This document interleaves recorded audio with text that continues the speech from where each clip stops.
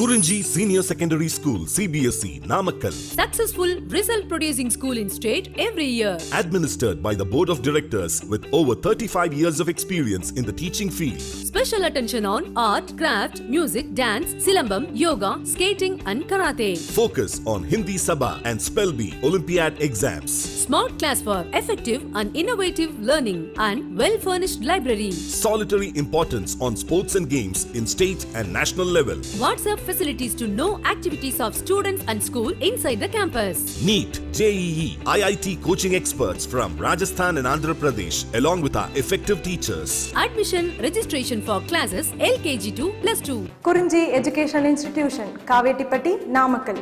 Admission in progress. CBSE, KG to 12, contact 9025895176. Metric 6 to 12, contact 9344567484. For online admission, log on to www.kurinjischoolnkl.in. In continuation to the last class, in this class we are going to discuss the next continuation example problem, that is example 10.9. After completion of that, we are going to discuss the viscosities of some liquids. For example, as I told you in previous class, I will discuss in the next class like that. And then next one is continuation theoretical topic, that is what Stokes law. Okay ma? Right. See here, first we are going to discuss the first example problem, that is example 10.9. Example 10.9. Okay, right. See this. A metal block of area 0.10 square meter is connected to a 0.010 kilogram mass via a string that passes over an ideal pulley considered massless and frictionless. So in this problem, this is the pulley, right? It is what circular shaped pulley, and it is the string, okay? And a metal block of area 0.10 square meter is connected to a 0.010 kilogram mass via a string that passes over an ideal pulley, considered massless and frictionless as shown in the figure, right? This is what the figure. Okay, right. Here this is the metal block of area 0.10 square meter is connected to 0.010 kilogram mass, right, via a string that passes over an ideal pulley considered is an important point, that's I already told you, but I am repeating once again. Massless and frictionless. The pulley is massless and frictionless, right? If there is a mass, if there is a friction, right, that will be different situation, because that we need to consider. That's why what I am saying is here, this assumption is very important. Assumption means what they have given, massless and frictionless. Okay, right, as shown in the figure, full stop. A liquid with a film thickness of 0.30 millimeter. A liquid with a film of thickness 0.30 millimeters is placed between the block and the table. See, it is the block, no? It is the block of area 0.10 square meter. So there we kept a film, that is what of thickness 0.30 millimeter is placed between the block and the table, right? When released, the block moves to the right with a constant speed of 0.085 meter per second. 0.085 meter per second. Find the coefficient of viscosity of the liquid. Find the coefficient of viscosity of the liquid. That is what he is asking. Right. In this problem, there are two things, two different masses. One is block, another one is this object-like material, and it is the mass of 0.010 kilogram, right? And it is the mass, right? Here they have given mass, no, right? They didn't give. Okay, this is the mass they have given, 0.010 kilogram, right? And this for this metal block they have given area, 0.10 square meter area given. And now this pulley, he told that the massless and frictionless. It is what ideal pulley means, massless and frictionless, right? Now as shown in the figure, a liquid with a film thickness of 0.30 mm. So it is the film of thickness 0.30 mm is placed between the block and the table, full stop. When released, the block moves to the right. When released, the block moves to the right with a constant speed of 0.085 meter per second, full stop. Find the coefficient of viscosity of the liquid. Right? So that's what we have to find. So ultimately we have to calculate here coefficient of viscosity, that is what eta. That is eta. Symbolically we are using the symbol eta to represent coefficient of viscosity of the liquid. Now come to the point of answer. See here, a metal block moves to the right because of the tension in the string. The tension T is equal in magnitude to the weight of the suspended mass M. Right? There are 2 points. The first point is the metal block moves to the right because of the tension in the string. Am I right? Yes. Okay. Then the tension T is equal, the tension developed in the string is equal in magnitude to the weight of the suspended mass small m, right? Full stop. Thus the shear force capital F is capital F is equal to capital T is equal to small m into small g, that is equal to 0.010 what they have given into 9.8 meter per second square, that is equal to 9.8 into 10 to the power of minus 2 newtons. 9.8 into 10 to the power of minus 2 newtons. That is what F, that is the shear force. Okay. So I'll repeat once again. See, because step by step process, first a metal block moves to the right. This is the metal block which moves to the right because of the tension in the string. That's what, by seeing this picture you can imagine what's happening, what will happen there. Next, that the tension T is equal in magnitude to the weight of the suspended mass M. Am I right?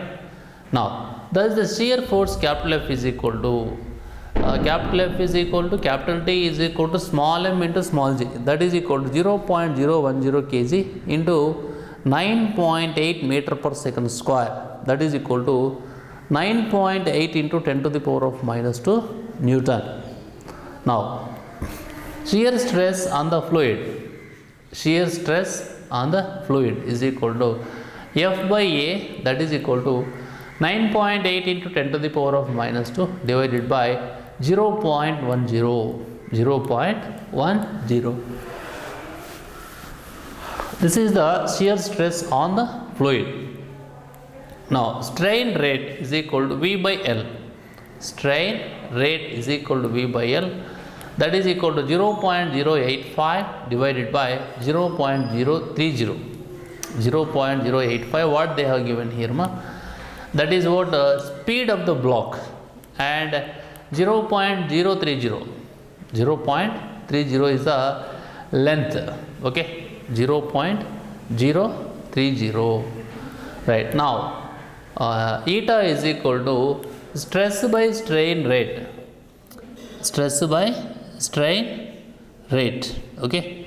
Right. Now see, this is what 0.030 they have given here, no? Right. It is what millimeter, but he is converting into that is what here V is available in meters per second, no? So this value also we have to take in meters. So when we have written 0.30 millimeters in meters, we are getting this one, that is what 0.030. Now eta is equal to stress by strain rate. It is the stress and it is the strain rate. 9.8 into 10 to the power of minus 2 newtons 9.8 into 10 to the power of minus 2 newtons, and after completion of that, here 0.30 into 10 to the power of minus 3, and it is 0.085 meter per second into 0.10 square meter, 0.10 square meter, that is the area, okay, 0.10 square meter, that's what we are writing here, right? Ipo totally, okay, see, after completion of this we are getting, right, so the same value, so whatever is there, that only we are writing here now. See, first this value 9.8 into 10 to the power of minus 3 divided by this value into, this will be in the denominator now. So when it comes to the numerator, this will goes to the numerator and this will come here, that's why. So 0.30 into 10 to the power of minus 3 meter. See, after completion of this mathematical calculation, we are getting 3.45 into 10 to the power of minus 3, 3.45 into 10 to the power of minus 3 Pascal second, okay, right. Next, so this is what we did in this problem. Finally, we calculated coefficient of viscosity of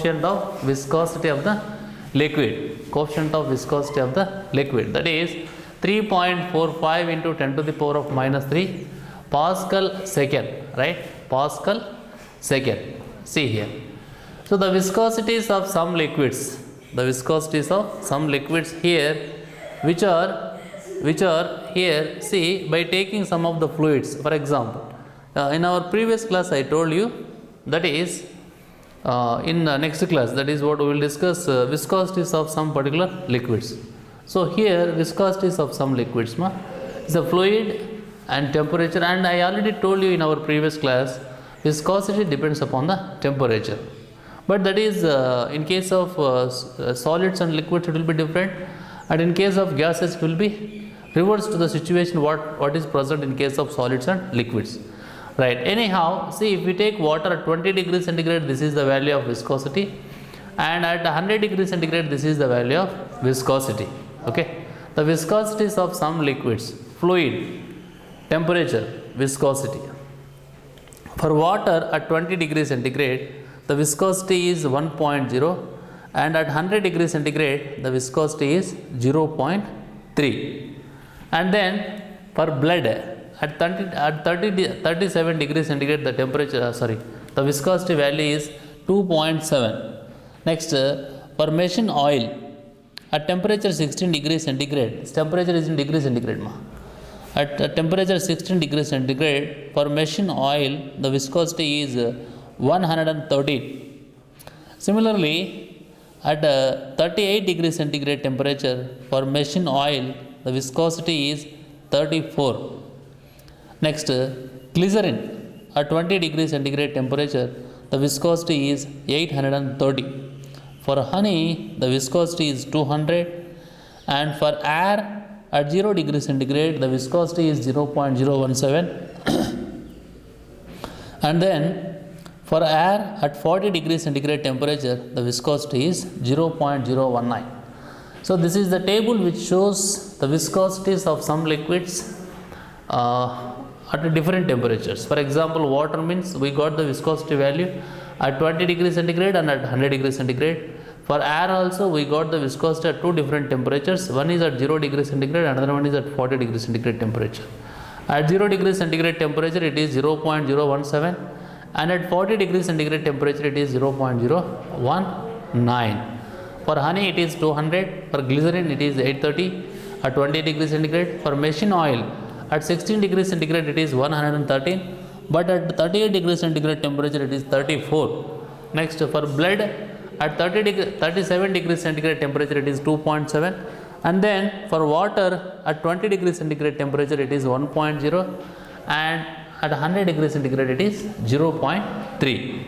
Right, now we are going to discuss Stokes law, right? The next thing is Stokes law, okay, right. Stokes law. See here, So till now we discussed one example problem, that is example 10.9, and then we discussed viscosities of some liquids at different temperatures. Now we are going to discuss the Stokes law. Okay, right. It is seen that, see, regarding the Stokes law, for example, right, before going to enter into the discussing about the statement, first I will tell you some of the information. You please be concentrate. See, regarding the Stokes law, suppose for example, when a body falls through a fluid, it drags the layer of the fluid in contact with it. Am I right? When a body falls through a fluid, for example, a ball is dropping from certain height among the air molecules. For example, a raindrop falls through water molecules. So these are the examples, right? Anyhow, when a body falls through a fluid, it drags the layer of the fluid in contact with it, right? A relative motion between the different layers of the fluid, a relative motion between the different layers of the fluid is set, and as a result, the body experiences a retarding force. As a result, the body experiences a retarding force. Am I right? See, when an object, right, when an object or body falls through a fluid, see, when it is going to drag the layer of the fluid in contact with it, a relative motion between the different layers of the fluid is set. As a result, the body experiences a retarding force, right? Generally, see, when a water molecule is falling among air molecules, that is what generally raindrop, okay? See, that raindrop has to resist by the air molecules. Definitely it has to oppose, definitely it has to experience some opposing force. That is what you can call it as retarding force, right? That only he is saying. Falling of a raindrop and swinging of a pendulum bob are some common examples of such motion, right? It is seen that the viscous force is proportional. See, now we are going for conclusion regarding the Stokes law. See, it is seen that, so either in case of oscillating pendulum, that is what bob, which is in motion among the air molecules, or raindrop, it is seen that the viscous force is proportional to the, velocity of the object and is opposite to the direction of motion. It is seen that the viscous force is proportional to the velocity of the object and is opposite to the direction of motion, right? Full stop. The other quantities on which the force F depends, capital F depends are viscosity eta of the fluid and radius small a of the sphere, okay, that is. See, based on the situation, what we are experiencing practically in our life, we can write, we can see. It is seen that the viscous force is proportional. The viscous force is proportional to the velocity of the object and is opposite to the direction of motion, right? See, here opposite to the direction of motion means what? Here the force is going to apply by the air molecules and the force is going to face or experienced by the water molecule. That is what the best example of raindrop or simply rain. At the same time, the viscous force is proportional to the velocity of the object and is opposite to the direction of motion. Okay, it is indicating the situation. At the same time, the other quantities on which the force capital F also depends are viscosity eta of the fluid and radius small a of the sphere, right? So that you can write the expression F is equal to 6 pi eta a v. Capital F is equal to 6 pi eta a v. This is known as Stokes law. Next, if we consider a raindrop, that is what, for example, right? It is what we can call it as Stokes law. That is F is equal to 6 pi eta a v, right? And some more information I will tell you related to the raindrop. See, this law is an interesting example of retarding force which is proportional to the velocity. Am I right? This law is an interesting example of retarding force which is proportional to velocity. Which is proportional to velocity, right? We can study its consequences on an object falling through a viscous medium. Falling through a viscous medium, right? Whatever it may be medium, but which is going to apply certain amount of force, where that is what the material or the drop is. Suppose for example rain means here water drop, so air molecules are going to apply certain amount of force on water drop. That is, suppose if we consider a raindrop, it accelerates. If we consider a raindrop, it accelerates initially due to the gravity. As the velocity increases, see, it is very important point. If we consider a raindrop, it accelerates initially due to the gravity. Okay, that is the first point. Next, as the velocity increases, the retarding force also increases. See, because of directly proportional, retarding force also increases.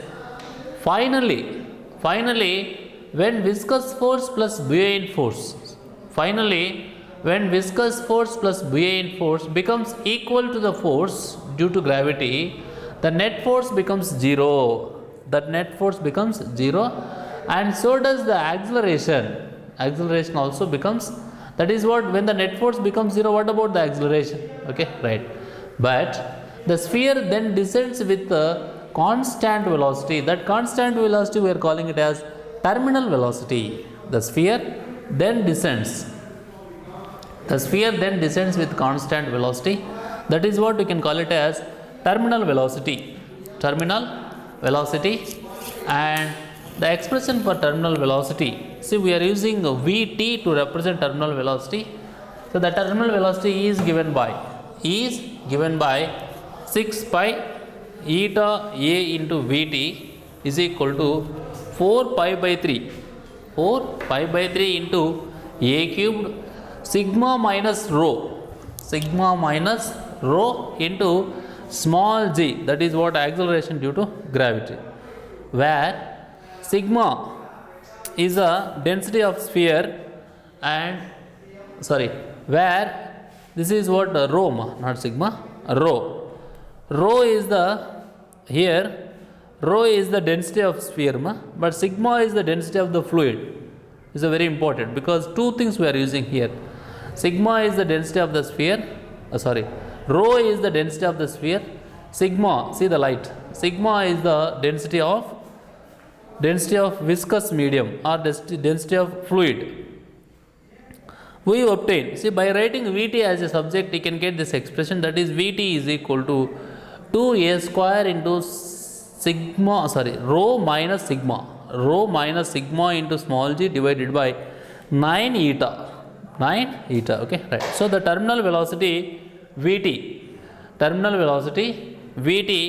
depends on the square of the radius. From this expression I am talking, terminal velocity depends on the square of the radius of the sphere, and inversely on the viscosity of the medium. Okay, this is what we can say, right? So in this class we discussed, one example problem, that is 10.9. Afterwards we discussed the viscosity values for some liquids. Then after we came to discuss the most important theoretical topic, that is what, Stokes law. This formula is important, not only for board point of view, for NEET point of view also this formula is romba mukyamana, right? Very, very important, right? Okay, right. In the next class we will continue with the next continuation example problem, that is 10.10. Afterwards we are going to discuss the next theoretical topic, that is what is Reynolds number, and so on. Okay, right. Thank you.